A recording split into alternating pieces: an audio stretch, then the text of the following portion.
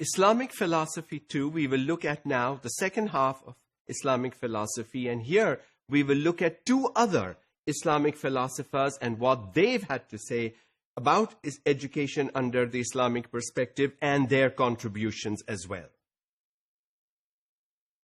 So the first one here is Ibn Khaldun. According to him, major contribution was in history of philosophy and sociology, and wrote about the history of the world. Now here we see that philosophy is branching out into sociology. Over here we begin to see that philosophy, which was an individual's job, leads to society, which is people living together in harmony, in tolerance of one another, in peace, and trying to learn from one another, trying to help one another, trying to gain from one another's experiences, and so on. And so sociology comes out to be. So from the single-minded philosophy leads to a multi-minded sociology of education. Now, when we think that so many years ago, it was the Muslims that gave this all to the field of education. Today, then, why are we dependent on the West? Why do we look to the West? We had it all. Where have we lost it? It is time we turned around. It is time we stopped and asked ourselves, where have we lost it? How can we regain what we had? We had all that. We gave this to the Western world. They learned it from us. And today, we are dependent on them. That is a shame. Wrote about the history of the world. At that time, when Ibn Khaldun did this, the world was a much limited space. Okay? But even then, at that time, to write about the history of the world, it wasn't the history of the area where he was living or the immediate neighbors. It's the history of the world. So he did do a lot of surveying, a lot of finding out, skills that today we would like to teach young people in our schools and institutions. His great works were A Universal History and a summary of the result, which is religion. So history and religion. Now, when you look at these two things, you might think of them as being opposites, but they are not. Under the Islamic perspective, history, Islamic history, and religion, which is Islam, go together. So we have to look at everything under the Islamic perspective as being two sides of the same coin. Religion on one side and whatever else we are trying to teach.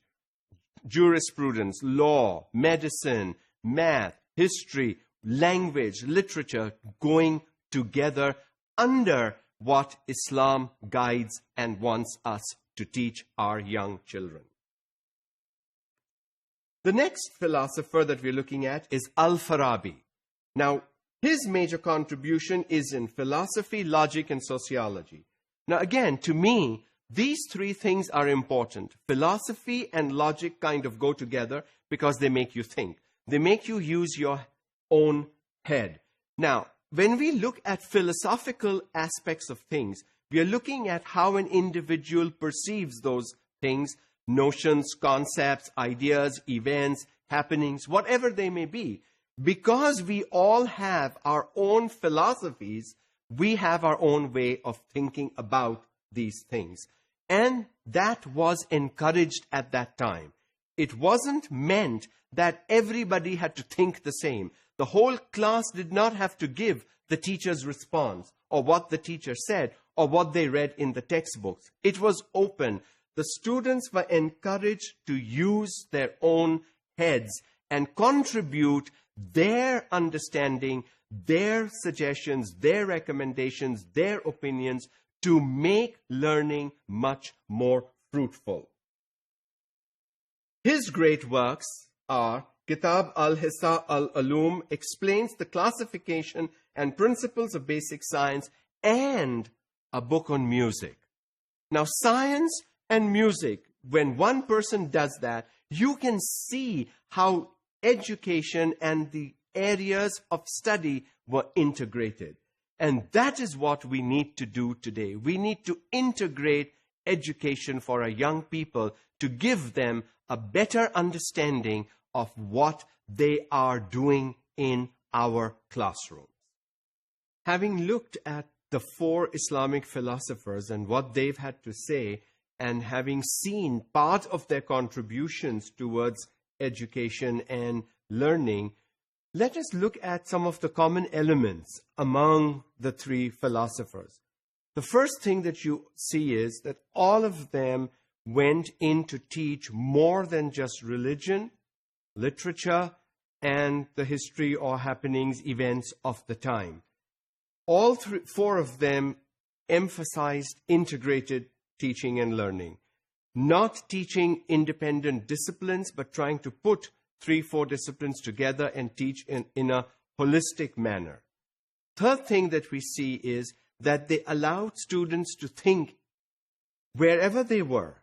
There were no classrooms at that time, but whenever these people got together, they allowed people to open up their minds, to speak their thoughts, and to help learn from one another, which was a strong element in education at that time, opposed to depending on learning from only one individual's ideas and knowledge base. So the question then arises, is it information, is it knowledge, or much more? What is it that we are looking for in education?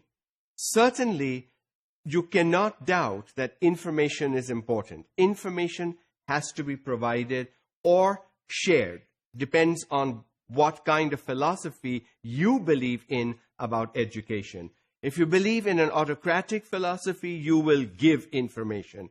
If you believe in a democratic philosophy, you will probably share information. But what happens with that information? When does information become knowledge? Information is all the bits and pieces of data that you collect, that you have. Knowledge is, of those bits and pieces of data that you've collected, what do you actually use? That becomes knowledge for you. And that is why people who become doctors focus differently, people who become engineers focus differently, people who become computer scientists focus differently. The information base is the same, but the knowledge base is different. So, today, in the 21st century, we have lots of information. We are actually drowning in information. How much of that information really does one need to transform into knowledge for oneself so that I or that individual can benefit? That depends on person to person. The individual is the only one who can actually stress whether this information is good for him or not. Does he need that? Does he need all of it? How much of it he needs? So let's leave that to the students to decide. Let us not force them to study what we would think is important for them. Let them decide what is important for themselves as individuals. The second thing here in closing is, hikmah is an abundant and huge gift of God. It shows us how to use knowledge.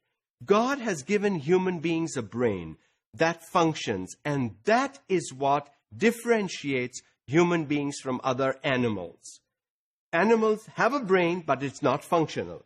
Human beings have a brain and it's functional. And so, if we can use that gift of God to help us find our standing in life, to find out for ourselves what is it that I need to do, what is it that God wants me to do, what is the purpose of my being alive today, that will help answer lots of questions about the information overload and the knowledge base that unique individual students will need to make their lives better for themselves and society.